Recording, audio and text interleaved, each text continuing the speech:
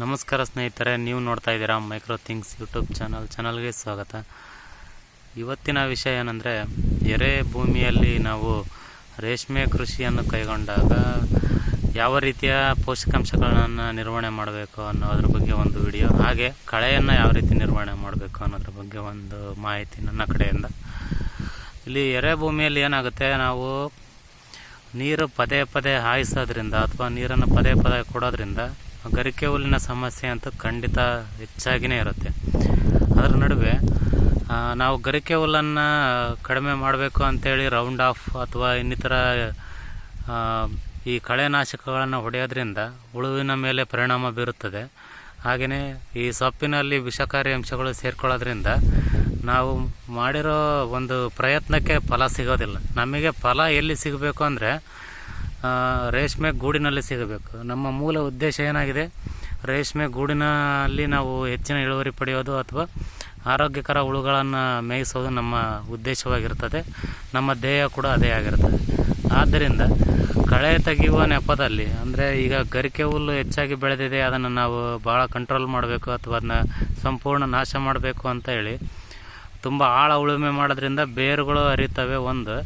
ಇನ್ನೊಂದೇನು, ಈ ಸಾವಯವ ಪದ್ಧತಿಯನ್ನು ಬಿಟ್ಟು ಬರೀ ನಾವು ರೌಂಡ್ ಆಫು ಅಥವಾ ಈ ಥರ ಕೆಮಿಕಲ್ಗಳನ್ನ ನಾವು ಸ್ಪ್ರೇ ಮಾಡಿ ನಾವು ಕಂಟ್ರೋಲ್ ಮಾಡಲಿಕ್ಕೆ ಹೋದರೆ ಹೊಲ ವಿಷಕಾರಿಯಾಗುತ್ತೆ. ಹಾಗೆ ಅದರಿಂದ ಗೂಡಿನ ಇಳುವರಿನೂ ಬರಲ್ಲ.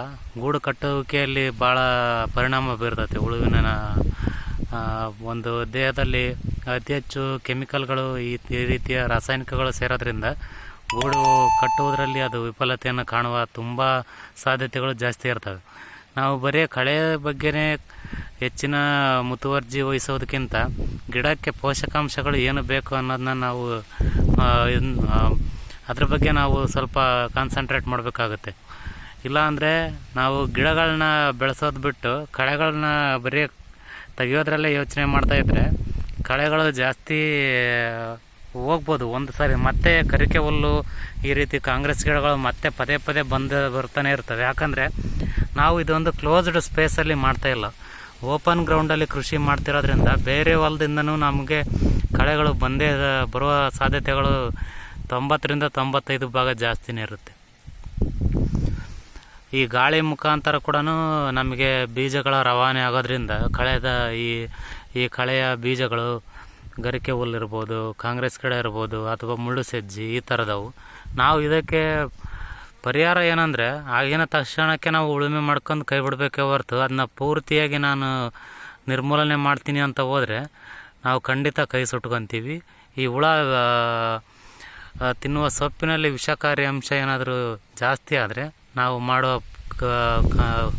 ಏನು ಪ್ರಯತ್ನ ಕಂಪ್ಲೀಟಾಗಿ ವಿಫಲತೆಯನ್ನು ಕಾಣುತ್ತೆ. ಇದನ್ನು ನಾವು ತಲೆಯಲ್ಲಿ ಇಟ್ಕೋಬೇಕು ನಾನು ಸ್ನೇಹಿತರೆ. ಹಾಗೆ ಎರೆ ಮಣ್ಣಿನಲ್ಲಿ ಯಾವ ರೀತಿ ನಾವು ಪೋಷಕಾಂಶಗಳನ್ನ ನಿರ್ವಹಣೆ ಮಾಡಬೇಕು ಅಂದರೆ, ಎರೆ ಮಣ್ಣಿನಲ್ಲಿ ಮೇಯ್ನಾಗಿ NPK ಕಂಟೆಂಟ್ಗಳಲ್ಲಿ ನಮಗೆ ನೈಟ್ರೋಜನ್ ಮತ್ತು ಫಾಸ್ಫರಸ್ ಕಂಟೆಂಟ್ ಕಡಿಮೆ ಇರುತ್ತೆ.